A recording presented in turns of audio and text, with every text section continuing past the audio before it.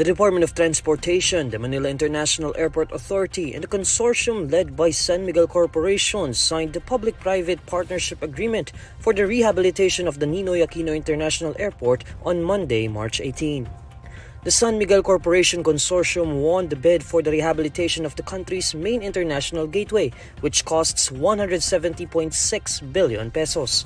The winning bidder proposed a revenue share of 82.16% with the government.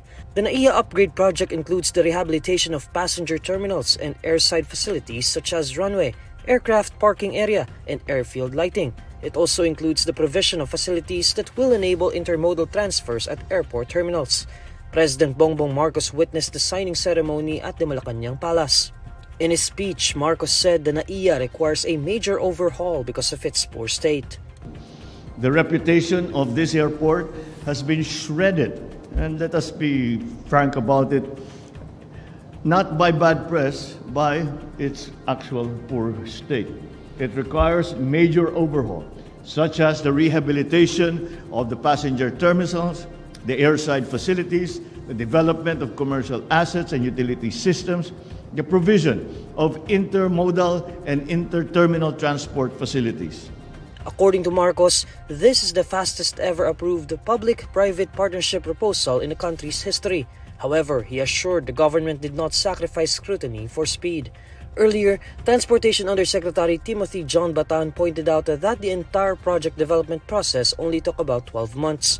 Bautista previously said that the government was expecting the San Miguel-led consortium to be able to upgrade passenger experience by 2025. The San Miguel-led group's concession period is 15 years, which can be extended by another 10 years, depending on the results of a performance evaluation during the 8th year.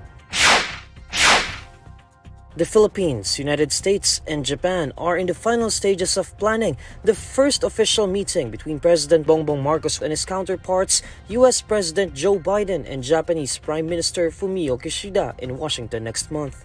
A government official privy to the event told the Inquirer that the planned meeting is expected to take place mid-April, coinciding with Kishida's trip for the U.S.-Japan summit. The first-of-its-kind standalone summit of the three leaders is expected to focus on bolstering economic and security ties. The meeting will also reinforce the trilateral cooperation among the three allies in the face of an increasingly assertive China. Marcos has met both leaders separately in the past during his official visits and on the sidelines of multilateral gatherings. Among the agreements with the U.S. last year were the planned conclusion of a key intelligence sharing pact and the adoption of bilateral defense guidelines. Meanwhile, a reciprocal access agreement between Manila and Tokyo is currently under negotiation. It is expected to allow bigger military exercises between the two countries and greater access to each other's bases in the future. The Philippines has been shoring up alliances with like-minded countries since Marcos came into office amid rising tensions with China over the West Philippine Sea. While on an official visit in Germany, the president said he looked to strengthen cooperation with Washington and Tokyo. President Bongbong Marcos has signed into law the measure which bans educational institutions from barring students from taking exams just because of unpaid tuition and other school fees. Marcos signed Republic Act No. 11984 or the No Permit, No Exam Prohibition Act, which covers all basic and higher education institutions and technical vocational schools that offer long-term courses exceeding 1 year. The No Permit, No Exam Prohibition Act bars these schools from requiring enrollees to settle all their financial obligations and secure permits before being allowed to take an examination. But according to the same law, schools may still require the submission of a promissory note from such students, and that they may also withhold the release of their records and credentials. Students who are unable to pay school fees because of disasters and emergencies and other justifiable reasons may need to secure a certification from the Department of Social Welfare and Development or its local office in their community.